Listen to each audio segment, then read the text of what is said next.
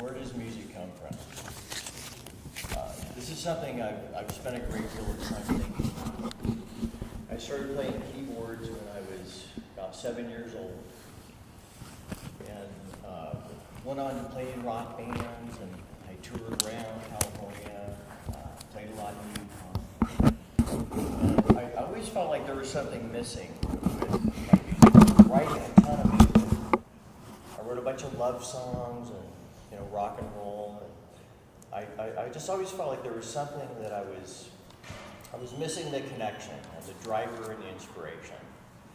So flash forward, I started to scuba dive, and I was living in Santa Cruz, and I went on a dive trip off the coast of Santa Barbara. One morning, the first morning we woke up, we were about 120 miles offshore. And I was sitting on the deck eating my granola. Everybody in Santa Cruz eats a lot of granola. And I look off the deck of the boat, there's about 500 or 600 dolphins swimming alongside the boat. I'd never seen anything like it. And there was a tempo to how they were swimming, and they were keeping alongside the boat, and everybody's totally blown away. So I thought, well, that's pretty cool. I was really inspired right off the bat. So I suited up, and I jumped in the water. I dropped down to about 120 feet. I achieved neutral buoyancy, which means you can just basically float there without ascending or descending. And I started to look around, and I was seeing schools of fish and groupers and tuna. And there was just a lot of life going on, and it occurred to me that there's an entire orchestra under the water. So the schools of fish became flutes. I came upon a mountaintop that sounded like a section of basses. So the whole thing just came alive musically, and I was hearing music as I was looking at all this stuff, all of these fish and creatures.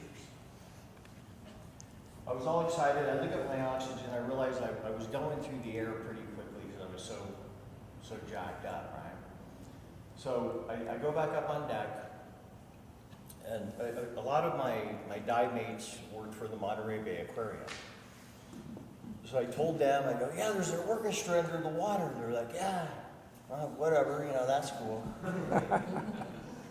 They kind of knew what I was talking about, but I don't really know. So then I get back to dry land, I get back to my studio, and I have this whole model in my mind. So I'm playing keyboards, and I'm visualizing all of these things. And I felt like I finally had a driver, if you will, a model from which to compose to. And I was just super inspired about the whole thing.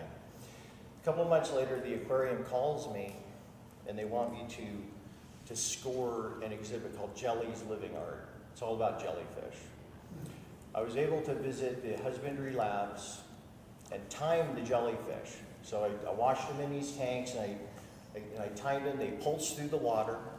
So there's a definite tempo to how they're moving through the water. They're like dancers in the water. So I timed them.